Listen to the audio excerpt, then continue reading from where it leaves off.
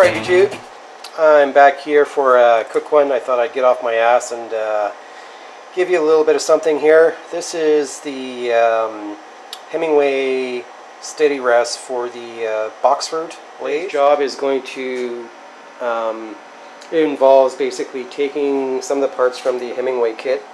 So this would be the nut for the steady rest, the fingers, adjustment knobs, adjustment fingers, locking knob, and I'm using, I picked up a set of Precision brand.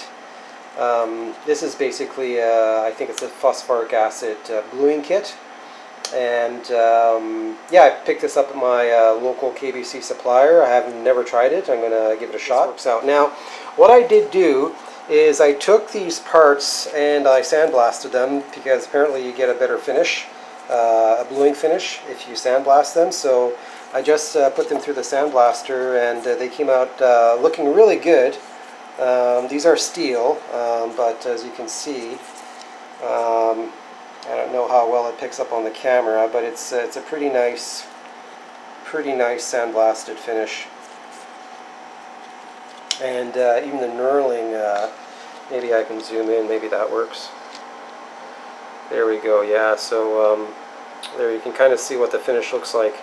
So we'll see what that looks like. I've cleaned everything in alcohol, and we're going to go through the three-step process: the polish cleanser, the tool black liquid, which I think is the acid, and then the spray-on protective film, which I'll just wipe on. I suspect this is probably just an oil or something like that. Okay, well, let's get at it. There we go. Okay, start with the cleaner.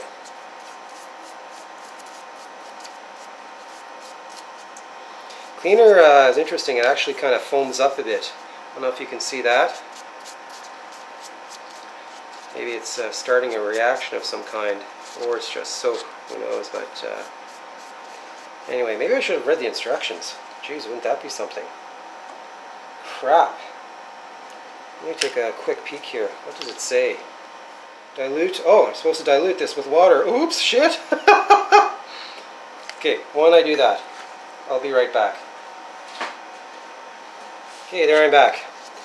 I got it diluted with water. Just go over that again.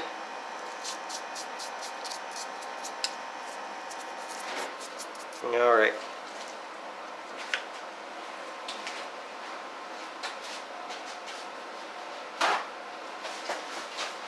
God, you ever feel like you have no idea what you're doing? That's exactly how I feel right now. No clue. No clue at all. Anyway, there we go. So that's one. Let's do all of them. Now, you know, this is probably unnecessary because I've already cleaned this with alcohol. Well, with parts cleaner first. You know, what is it? This is what I used. Break-in parts cleaner. So I did that first to sort of degrease everything, get it all nice and clean after it came out of the sandblaster, and then after that dried, it left sort of these streaks on the parts. It was clean, but it left these streaks. So I cleaned it with alcohol, and the alcohol, isopropyl alcohol, 99%, and the alcohol made it perfect. So I imagine these are perfectly clean. I don't need to do this step, but hey, I bought the whole kit. Having a feeling I probably didn't need it, but we're just going to do it anyway. There's something going on with this cleaner though. There's some active agent, because I've noticed it's foaming up a little bit. So yeah, you know what? Maybe it was worthwhile doing or buying. So let's just do it by the book this time. Yeah. Alright, I'm back here, so yeah, let's get this started.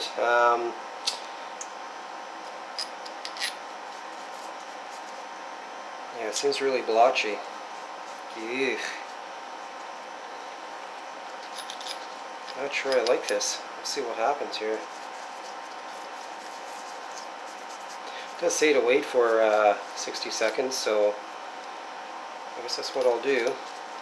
While I'm at it, I'll do this part. Yeah, I don't know if you're seeing this, but crap. I really don't like the blotchiness of it. Anyway, I'll let that sit.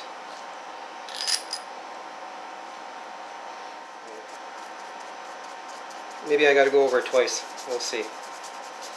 Sure, you guys are laughing. This guy doesn't know what the hell he's doing. Yeah. But you gotta start somewhere. I'm definitely no Joe Pie or stuffing. I am a complete novice at this. Watch too much YouTube. That's what gets me in trouble. And Blondie Hacks. She's great. She's done this a shitload of times. She knows what she's doing. And most women do. And, see, it's funny, when you let it sit, look at what sits on top.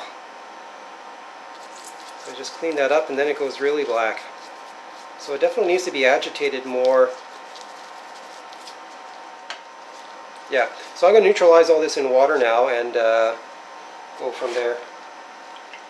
Alright, so really interesting. I dried them off in water, and literally 30 seconds after I got them out of water, they started flash rusting, like right away. Like, you know, this is still drying right there, but as soon as the black dries off, it's flash rusting right away. It's amazing. Like right off the bat. So I think that's why you need to oil them pretty quickly, because that to me, yeah, that looks like a flash rust, I think. So I'm going to take just one of these and get some steel wool on it and see what happens. So there you go. That's it's definitely dark. It's not black. It's definitely dark. So I think I like that. I'm going to just apply.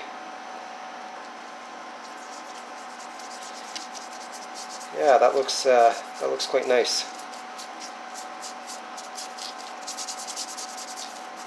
I just have to be careful how much pressure I put on the steel wool, because you can rub off, I think, some of that effect.